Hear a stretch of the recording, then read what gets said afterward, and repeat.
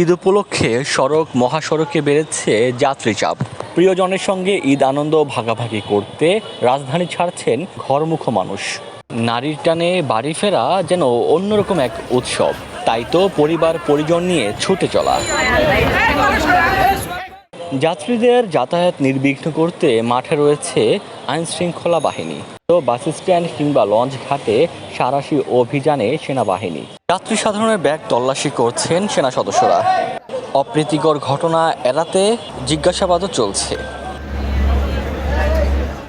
সদরঘাট সেনা ক্যাম্পের আয়োজনে দিনরাত নিরলস কাজ করছেন সেনা সদস্যরা।